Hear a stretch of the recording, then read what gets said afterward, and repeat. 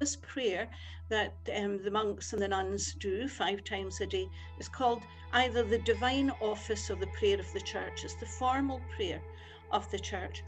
And what I like to do is to think that 5 times a day, all night, this prayer is going on for the sake of the world, because the nuns and the monks whose focus is this prayer are doing it for the sake of the world and for the sake of humanity. And so I like to think really of that energy added to the energy of what's happening in mosques, when normally 5 times a day people would come together and they would pray. If you think of what happens in Gurdwaras, the Guru Granth Sahib is recited all day. In mandirs, where there's regular puja. In Buddhist monasteries, where the nuns and the monks come together, and again they pray regularly throughout the day.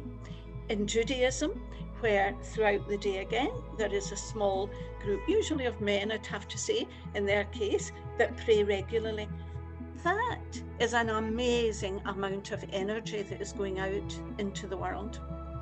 And I think just as we are now used to linking in to one another through Zoom, we should link into that energy a lot more. We should actually think that that energy is our energy. It is there for our benefit. We can use it when we are feeling slightly under the weather.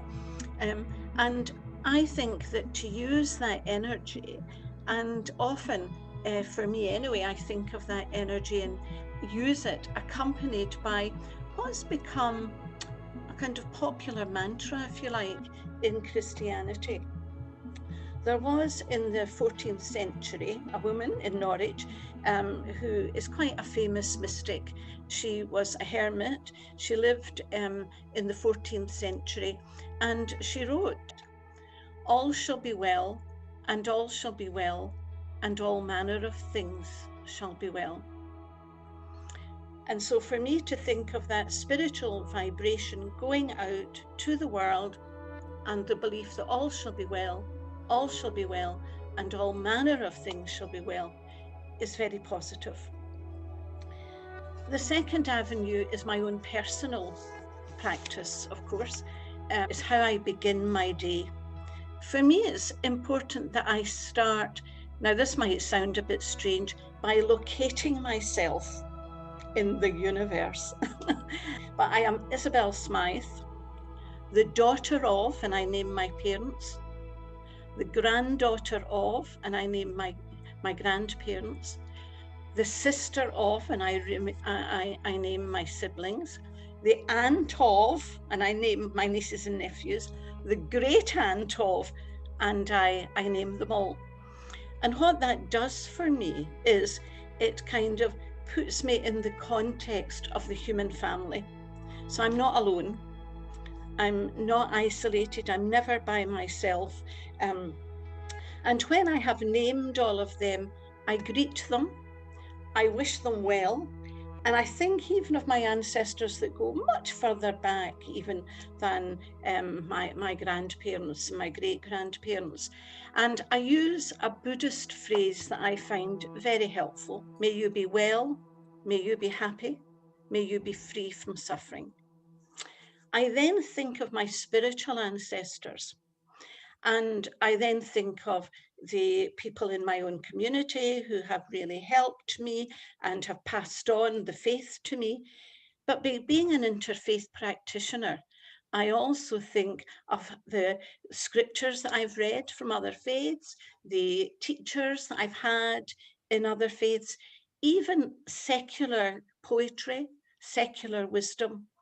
And so I'm grateful for all of that. And I also greet them. And I wish them well, and I pray, may you be well, may you be happy, may you be free from suffering. Then I offer my day. And in a sense, I am grateful. I give thanks for the day that has come. I pray, really. I just ask that could I live it well, reaching out with love and compassion to my brothers and sisters. touching the earth with reverence and respect. And then aware that I am part of this great community of human beings, wise and holy human beings, past, present, and to come, and indeed part of the whole of creation. I offer my day. And I offer it that it might be to the glory of God, it might be for the coming of God's kingdom, for the good of all sentient beings, for the healing of the nations, and the well-being of the planet.